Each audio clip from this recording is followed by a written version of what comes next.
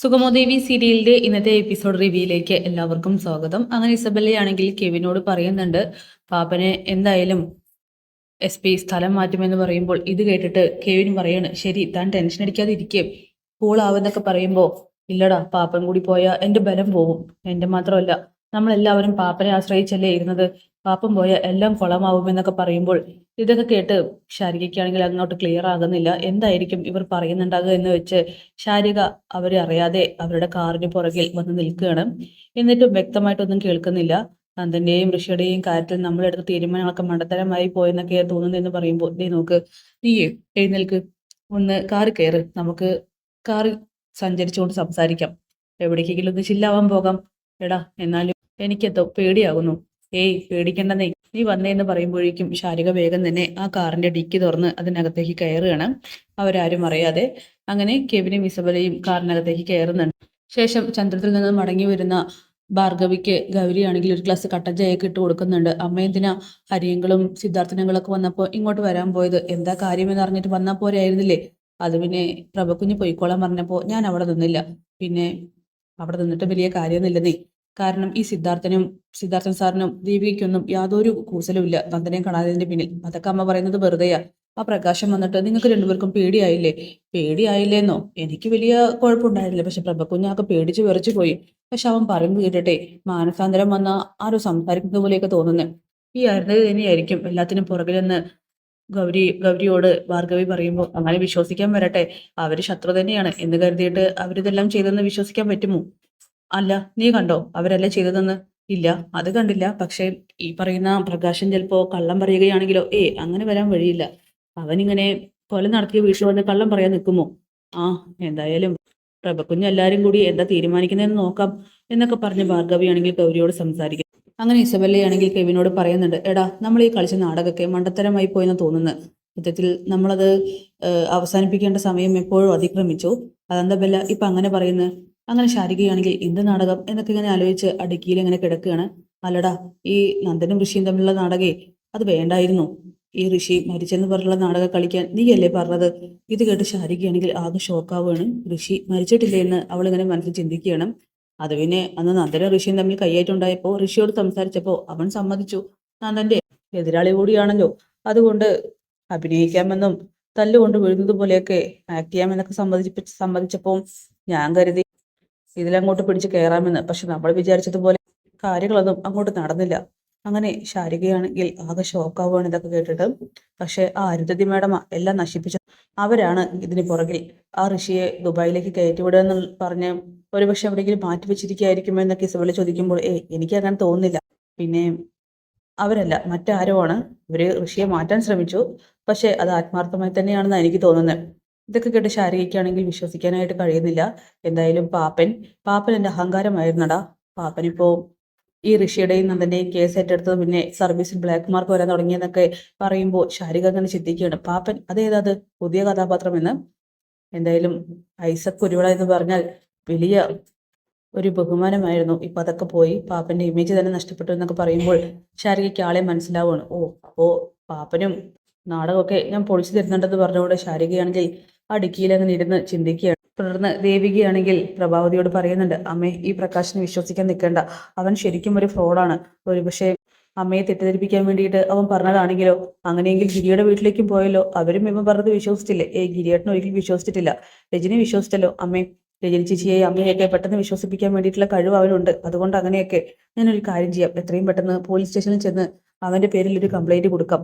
തെറ്റിദ്ധാരണ പരത്താൻ നോക്കിയതിൽ പ്രകാശിനെ പോലീസ് വിളിച്ച് ചോദ്യം ചെയ്യട്ടെ, സത്യാവസ്ഥ എന്താണെന്ന് അറിയാമല്ലോ. നോക്ക്, അതൊന്നും വേണ്ട. അവൻ ഇവിടേക്ക് വന്നതേ നമ്മളെ വിശ്വാസമുള്ളത് കൊണ്ടാണല്ലോ. പരോളിൽ ഇറങ്ങിയ ഒരു പ്രതിയെ അങ്ങനെ കേസ് കൊടുത്ത് വീണ്ടും ചോദ്യം ചെയ്യിപ്പിക്കുകയാണെങ്കിൽ അവന് ജയിലിൽ നിന്ന് പിന്നീട് ഇറങ്ങാൻ പറ്റില്ല, അതറിയാലോ. അതുകൊണ്ടേ നീ ഇനി എടുത്തുചാട്ടൊന്നും കാണിക്കണ്ടെന്ന് പറയുമ്പോൾ അത് ശരിയാവില്ലമ്മേ, ഞാൻ പോയി കൊടുത്തിട്ട് വരാമെന്ന് പറഞ്ഞുകൊണ്ട് ദേവിക പോകാൻ നിൽക്കുമ്പോൾ വേണ്ടെന്നല്ലേ പറഞ്ഞത്? വേണ്ടാത്തതിനും വേണ്ടതിനൊക്കെ പോലീസിനെ കാണാൻ പോകാൻ നിങ്ങൾക്ക് പറ്റുന്നുണ്ട്, പക്ഷെ എന്റെ നന്ദനെ കടത്താൻ മാത്രം കഴിയുന്നില്ല. എനിക്കറിയാം ഇതെങ്ങനെ കൈകാര്യം ചെയ്യേണ്ടതെന്ന് പറഞ്ഞുകൊണ്ട് ദേവികയോട് അവിടെ നിന്നും പോകാൻ പറയുകയാണ്.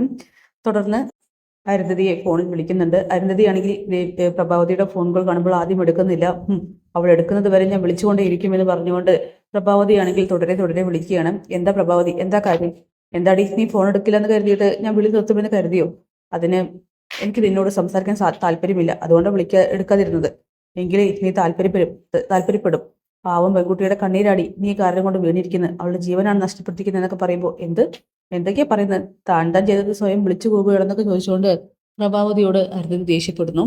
അല്ല, ഞാനൊന്നും ക്ലിയറായി പറയുന്നില്ല. പറഞ്ഞാൽ നീ മൊത്തത്തിൽ കുടിക്കും പോകുമെന്നൊക്കെ പറയുമ്പോൾ എന്താന്ന് വെച്ചാൽ ക്ലിയർ ആയിട്ട് പറയും, അല്ലാതെ ഇങ്ങനെ പൊട്ടുപൊടി തൊടാതെ പറഞ്ഞാൽ എനിക്കറിയില്ല എന്നൊക്കെ അരുന്ധതി ദേഷ്യപ്പെടുകയാണ്. നിനക്കറിയുമടി, എല്ലാത്തിനും നിന്നെ കൊണ്ട് ഞാൻ ഉത്തരം പറയിപ്പിക്കും. എന്റെ നന്ദനെ മാറ്റിയതടക്കം നീയാണ്. നീ പക വീട്ടിൽ നടക്കുകയാണ് ചെടി എന്നൊക്കെ ചോദിച്ചുകൊണ്ട് അരുന്ധതിയോട് ദേഷ്യപ്പെടുകയാണ് പ്രഭാവതി. വെറുതെ ഭ്രാന്ത് പിടിച്ചിരിക്കുന്ന എന്നെ ഒരുപാട് ഭ്രാന്ത് കയറ്റരുതെന്നൊക്കെ പറഞ്ഞുകൊണ്ട് അരുന്ധതിയാണെങ്കിൽ തിരിച്ച് ദേഷ്യപ്പെടുന്നു. എന്റെ പാവം മകന്റെ ജീവിതം നശിപ്പിച്ചത് നീയാണെന്നൊക്കെ പറയുമ്പോൾ അതിനൊക്കെ ഞാൻ അനുഭവിച്ചോളടി, പക്ഷെ നീ അതിനേക്കാൾ കൂടുതൽ അനുഭവിക്കാൻ പോവാണ് അരുന്ധതി, എന്നിട്ട് തകരാൻ പോവാണെന്ന് പറഞ്ഞുകൊണ്ട് പ്രഭാവതി ആണെങ്കിൽ ഫോൺ കട്ട് ചെയ്യാണ്. ഇവൾക്ക് എന്താ ഭ്രാന്തായോ എന്ന് അരുന്ധതി ചിന്തിക്കുന്നു. അങ്ങനെ കെവിനാണെങ്കിൽ ഒരു റെസ്റ്റോറൻറ്റിന്റെ മുന്നിൽ കൊണ്ട് നിർത്തുകയാണ്. നോക്ക്, നിനക്ക് ഇഷ്ടപ്പെട്ട റെസ്റ്റോറൻ്റ് ആണിത്. നിനക്ക് രാവിലെ മുതൽ വിശക്കുന്നു എന്നല്ലേ പറഞ്ഞത്? വന്ന് എന്തെങ്കിലും കഴിക്കാം. കെവിനെ വേണ്ടടാ, എനിക്കൊന്നും വേണ്ട. അതൊന്നും ശരിയാവില്ല, നീ വന്നേ. അല്ലെങ്കിൽ ഡിക്കിയിലെ ബ്രെഡും ബിസ്ക്കറ്റൊക്കെ ഇരിപ്പുണ്ട്, അത് വേണമെന്ന് ചോദിക്കുമ്പോൾ ശാരികയാണെങ്കിൽ അത് പേടിക്കുകയാണ്.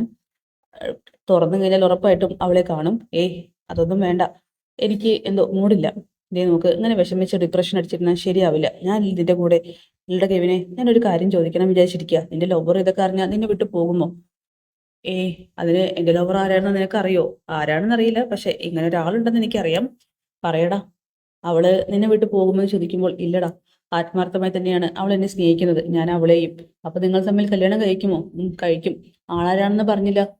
ആളാരാന്ന് പറയാൻ സമയമായിട്ടില്ല, സമയമാകുമ്പോൾ ഞാൻ പറയാമെന്നിങ്ങനെ കെവിൻ ഇസബല്ലയോട് പറയുമ്പോൾ ആത്മാർത്ഥമായിട്ട് നിന്നെ ഞാൻ പ്രണയിക്കുന്നു, കാണിച്ചു തരാടാ നിന്റെ എന്നൊക്കെ പറഞ്ഞുകൊണ്ട് ശാരികയാണെങ്കിൽ അടുക്കിയിലങ്ങനെ ഇരിക്കുന്നുണ്ട്. രണ്ടാളും ഡോർ തുറന്ന് പുറത്തേക്ക് ഇറങ്ങി പോവാണ് ആ റെസ്റ്റോറൻറ്റിലേക്ക്. ഈ സമയം നോക്കി ശാരിക വേഗം തന്നെ പുറത്തേക്ക് ഇറങ്ങുന്നുണ്ട്. എന്നിട്ട് ഇതൊക്കെ നിങ്ങളുടെ ചതിയായിരുന്നല്ലേ, പാവം നന്ദേട്ടനെ കൊടുക്കാൻ വേണ്ടിയിട്ട് എന്നൊക്കെ ചോദിച്ചുകൊണ്ട് അവളാണെങ്കിൽ എന്തൊക്കെയോ മനസ്സിൽ തീരുമാനിക്കുന്നു. പെട്ടെന്ന് ഫോൺ എടുത്ത് ദേവികയെ വിളിക്കാൻ തീരുമാനിക്കുന്നു. ഈ സമയം ദേവികയാവട്ടെ ഹരിവക്കലിനോട് സംസാരിച്ചുകൊണ്ടിരിക്കുകയാണ്. അച്ഛനെയും അമ്മയെയും എല്ലാവരെയും തെറ്റിദ്ധാരണ പരത്താൻ വേണ്ടിയിട്ടാണ് ആ പ്രകാശ് വന്നിരിക്കുന്നതെന്ന് പറയുമ്പോൾ അതൊക്കെ ഓരോ ജയിൽപ്പുള്ളികളുടെ സ്വഭാവമാണ് മോളെ. ഇത്തരം ആളുകളെ ഞാൻ ഒരുപാട് കണ്ടിട്ടുണ്ട്, ഇതിലൊന്നും കാര്യമില്ല. അല്ലെങ്കിൽ ഇനിയിപ്പോ അമ്മ വിശ്വസിച്ച സ്ഥിതിക്ക് ആ പ്രകാശ് കൂടുതൽ അടുക്കാൻ ശ്രമിക്കുമോ? അതൊക്കെ നമുക്ക് തടയിടാന്നേ. പെട്ടെന്നാണ് ശാരിക വിളിക്കുന്നത്. ചേച്ചി ഇപ്പൊ എവിടെയാ? ഞാനിപ്പോ ഹരിയങ്ങളോട് സംസാരിച്ചുകൊണ്ട് നിൽക്കുന്നു. എങ്കിലേ പെട്ടെന്ന് വീട്ടിലേക്ക് വരാൻ നോക്ക്. എന്താ ശാരി, എന്താ കാര്യം? പ്രധാനപ്പെട്ട ഒരു കാര്യത്തെക്കുറിച്ച് സംസാരിക്കാൻ വേണ്ടിയിട്ടാ, അല്ലെങ്കിൽ ഞാനിപ്പോ ചന്ദ്രത്തിലേക്ക് വരും. ചേച്ചി വാ എന്ന് പറഞ്ഞുകൊണ്ട് ഫോൺ കട്ട് ചെയ്യാണ്. അങ്ങനെ ഹരിവക്കീൽ ചോദിക്കുന്നുണ്ട് ആരാണെന്ന്. ശാരികയാണെന്ന് പറയുമ്പോൾ എന്ത് പറ്റി? എത്രയും പെട്ടെന്ന് വീട്ടിലേക്ക് വരാനാ പറയുന്നത്, ഒരു കാര്യം സംസാരിക്കാനുണ്ടെന്ന്. എങ്കിൽ ചില ദേവി പോയി എന്താണെന്ന് ചോദിക്കും. അങ്ങനെ ഈ സമയം ശാരികയാണെങ്കിൽ മാധവനെയും രാധികയെയും എല്ലാവരെയും ടെൻഷൻ അടുപ്പിച്ച് നിർത്തിയിരിക്കുകയാണ്. ദേവിക അങ്ങോട്ട് എത്തുന്നുണ്ട്. എന്താ വിളിച്ച്? ചേച്ചി, ഒരു പ്രധാനപ്പെട്ട കാര്യമുണ്ട്. രാധിക പറയുന്നുണ്ട്. വന്നപ്പോൾ മുതൽ ഇതന്നെ പറഞ്ഞ് ഞങ്ങളെയൊക്കെ മുൾമുനയിൽ നിർത്തിയിരിക്കുകയാണ്. എന്താ കാര്യം? അത് ചേച്ചി, പിന്നെ നമ്മൾ വിചാരിച്ചതുപോലെ ഒന്നല്ല കാര്യം.